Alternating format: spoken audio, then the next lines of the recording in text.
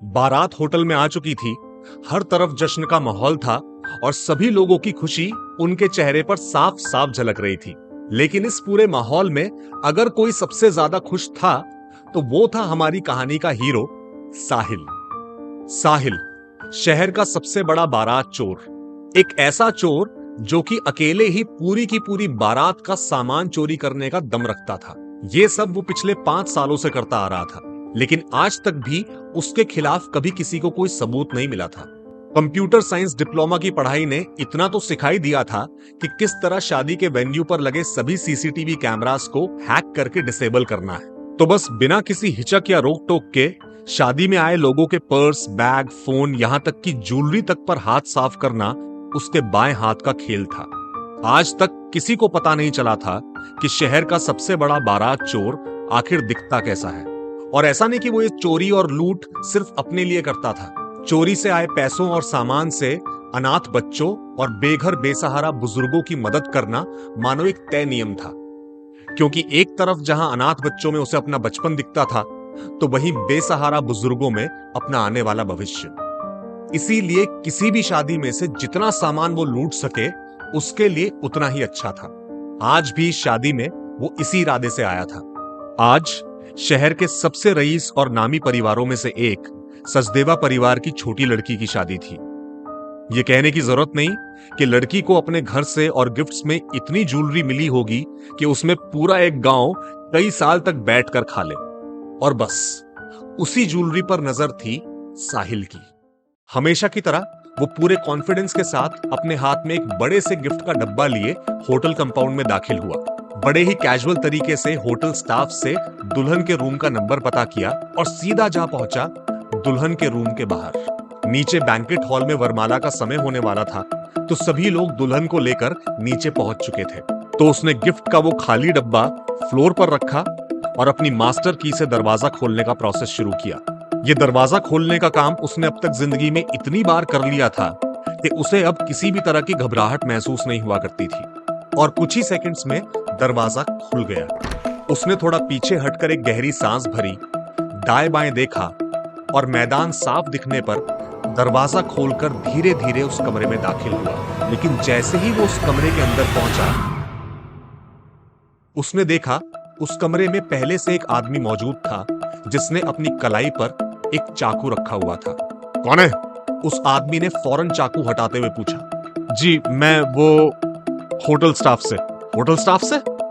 ऐसे हमारे पीछे से कमरा खोल के कैसे घुसे चले आ रहे हो तुम? शायद आपकी जान बचानी थी इसीलिए चला आया। ए, फालतू बात मत करो। रुको रुको, अभी पुलिस को फोन लगाता हूं मैं। ये कहते कहते उन्होंने फौरन अपना फोन उठा लिया। हाँ हाँ बुलाइए पुलिस को, मैं भी उन्हें बताऊंगा कि आप कैसे यहां सुसाइड कमिट करने वाले थे। ए, बाहर निकलो यहां से। बाहर निकलने के लिए अंदर नहीं आया हूं मैं। तो किस लिए आए हो?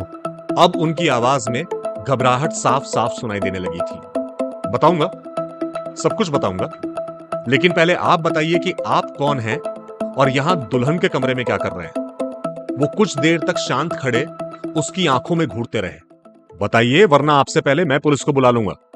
मैं दुल्हन का पिता हूं, राजीव सचदेवा। क्या? आप दुल्हन के पिता?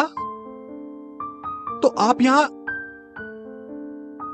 आप यहां सुसाइड क्यों? और क्या करूं, इस झूठ से भरी जिंदगी जीने से तो इसे खत्म करना बेहतर है। झूठ? देखो, तुम इस सब में मत पड़ो, तुम जाओ यहां से। चलो जाओ। नहीं जा सकता।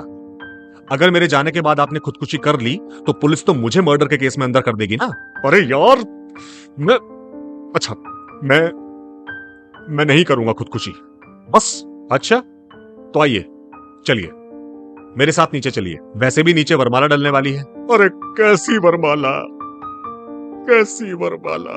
ये कहते कहते वो फूट फूट कर रोने लगे। सर आप प्लीज संभालिए खुद को। क्या संभालूं, क्या संभालूं? अपनी बेटी के ससुराल वालों को झूठ बोलकर अपनी बेटी ब्याह रहा हूं उनसे। कैसे संभालूं खुद को? मतलब ये सब चमक धमक, शानो शौकत सब नकली है। कुछ भी नहीं है मेरे पास। दहेज के नाम पर अपनी बेटी को जो ज्वेलरी भी दी है वो भी सब नकली। नकली? लेकिन हमने तो सुना था कि आप बहुत रईस लोग हैं। रईस लोग थे, रईस लोग थे। मेरे शराब और शिकार के शौक ने धीरे धीरे रईसी में जंग लगाना शुरू कर दिया और बाकी रही सही कसर उसे एक हरामजादे ने पूरी कर दी। ये कहते हुए मानो उनकी आंखों में खून उतर आया। कौन? किसकी बात कर रहे हैं आप? वो बारात चोर 3 साल पहले मेरी बड़ी लड़की की शादी में ऐसी लूट मचाकर गया कि आज तक लोगों का उधार चुका रहा हूं। ये बात सुनकर शायद पहली बार साहिल को एहसास हुआ कि उसकी वजह से किस कदर लोगों की जिंदगी बर्बाद हो जाती है। लेकिन फिर भी उसने खुद को संभालते हुए उनसे पूछा, मैं समझ गया। लेकिन अपनी जान लेकर आपको क्या मिल जाएगा? मुझे कुछ नहीं मिलेगा, लेकिन शायद मेरी बेटी को ये लोग तरस खाकर स्वीकार कर ले, बिन बाप की बच्ची समझकर। कोई किसी पर तरस नहीं खाता सर। उल्टा वो लोग उसे एक कमजोर कायर बाप की बच्ची होने का एहसास दिला दिलाकर मार डालेंगे। तो अब मैं क्या करूं? ये कहते हुए फिर एक बार उनकी आंखों से आंसू निकल आए। आप प्लीज रोइए मत। देखिए, मेरे पास इस वक्त कुछ गहने रखे हैं, मेरी अपनी बहन की शादी के लिए बनवाकर रखे हुए थे मैंने। तो आप वो दे दीजिए अपनी बेटी को। कैसी बात करते हो बेटा? आखिर तुम क्यों अपनी बहन के गहने? आपकी बेटी भी तो मेरी बहन जैसी हुई ना। बस किसी को बताइएगा मत कि मैंने वो गहने आपको दिए। बेटा, लेकिन ये सब तुम हमारे लिए। आप फिक्र मत कीजिए, मुझे बस 5 मिनट दीजिए, मैं लॉकर में से अभी निकाल कर लाया। लॉकर? हाँ, मैं यहाँ होटल में एम्प्लॉय हूं ना, तो हमें लॉकर मिलता है अपनी पर्सनल चीजों के लिए। भगवान तुम्हारी हर इच्छा पूरी करे बेटा, सदा सुखी रहो बेटा। ये कहते कहते फिर एक बार उनकी आंखें भर आई। उन्हें यकीन नहीं हो रहा था कि एक होटल का एम्प्लॉय उनकी खातिर अपनी जिंदगी भर की कमाई दांव पर लगाने जा रहा था। लेकिन उन्हें क्या पता था कि उस होटल एम्प्लॉय का असली सच आखिर क्या है। और साहिल की जिंदगी का यह पहला मौका था जब वो किसी रईस आदमी के लिए कुछ अच्छा करने जा रहा था। उसे ऐसा लग रहा था मानो उसके इस एक कर्म की वजह से उसके अब तक की जिंदगी के सभी पाप धुल जाएंगे। वो वहां से निकलकर फौरन होटल से कुछ दूर खड़ी अपनी कार में पहुंचा। कार के डैशबोर्ड में एक कपड़े में बंधे हुए कुछ गहने रखे थे जो उसने कल रात ही एक बारात से चुराए थे। तो बस वो गहने उठाकर वो निकल पड़ा वापस होटल की तरफ। फिर एक बार जब वो उस होटल के कंपाउंड में दाखिल हुआ तो उसे अपने अंदर एक अलग ही पॉजिटिव एनर्जी महसूस हुई, क्योंकि अब से पहले हर बार जब भी वो ऐसे किसी होटल में दाखिल होता था तो कहीं ना कहीं जहन में पकड़े जाने का डर हुआ करता था। लेकिन अब कोई डर नहीं था। आज ये पहली दफा था जब वो एक होटल में किसी का भला करने के लिए जा रहा था। तेज कदमों से चलते हुए वो जैसे ही लिफ्ट के पास पहुंचा कि अचानक शादी में इधर उधर भागते दौड़ते बच्चे अचानक से आकर उससे टकरा गए।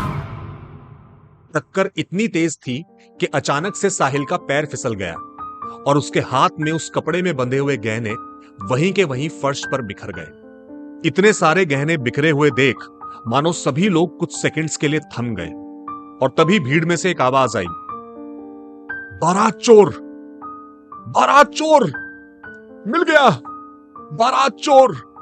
और बस भीड़ ने आओ देखा ना ताओ और सभी लोग बुरी तरह टूट पड़े बारात चोर पर। बारात चोर का खौफ जो सभी के जहन में था, उसने किसी को मौका नहीं दिया उस पर जरा सा भी तरस खाने का, और सभी ने वहीं के वहीं मार मार कर उस बारात चोर की जान ले ली।